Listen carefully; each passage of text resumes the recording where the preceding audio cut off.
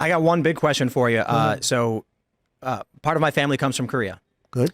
And you did what I think is one of the most tremendous things. You crossed the demilitarized zone into North Korea with no security as a sign of goodwill and peace with the hostile nation. And I've had people tell me it never happened. So I think people need to know about it. And I'm wondering if you can just tell me how did that happen? How did it come to be? And it hasn't happened since. Yeah. And when I met with, with the handoff, you sort of meet with the previous president for a period of time. The meeting lasted for quite a while. With President Obama, you sit in the Oval Office and you talk, and the press is outside, and you talk for a little while. He said the single greatest threat we have is North Korea. And I said, have you called them? Have you tried to talk to them? Little things like that. And didn't matter what the answer was. He felt that was the single biggest threat in the world was North Korea.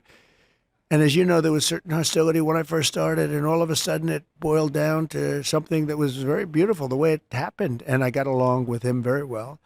And I will say that if Hillary won that race, you would have had a nuclear war and millions of people would have been killed.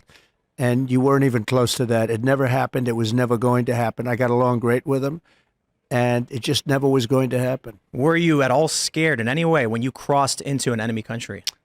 Well, I wouldn't say that Secret Service was thrilled. And in those blue buildings, there were lots of people in those buildings that I looked at. The two blue buildings on each side with the windows. And I looked in those windows, and there were a lot of things happening in those. Someday I'll tell you about it. But no, I felt very safe. I felt my relationship with him, as you know, was very hostile. Little Rocket Man and all that. But then all of a sudden it morphed.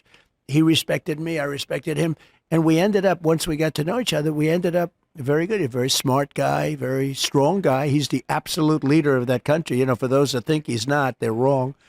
And I got to know him very well. I even did a press conference. He never did a press conference before. I said, would you like to do a press conference? And we did a press conference, if you remember. And then he said, that's the end of the press conference. And boom, everybody was pretty radically thrown out. But it was a press conference, the only press conference he's ever done. I got along with him great. We had no nuclear war. You would have had a nuclear war guaranteed. And you won't if we have the right president, if we have somebody that knows what he's doing, you're not going to have World War III. If, on the other hand, we don't, you're going to end up in World War III, and it's going to be a war like no other because of the power of weaponry. Many have actually been saying we're already in it. The Hill published a piece saying we are in World War III and Biden is losing it. And so my hope is I don't see any logical path for a Biden presidency to fix the economy, to fix anything. He can't fix himself. Yeah. Can't fix anything. He had a new one the other day, Pack-a-lack-a-lack. I don't know if you saw that. He was muttering on TV, something like that. Now, crypto. By the way, just so you know, I know all the leaders. They're at the top of their game. They're sharp. They're tough. They're smart. They love their country, or they do whatever they have to for their country at a minimum. And when they see this guy come in, I think they can't believe it. I know they can't believe it. It's not the right person.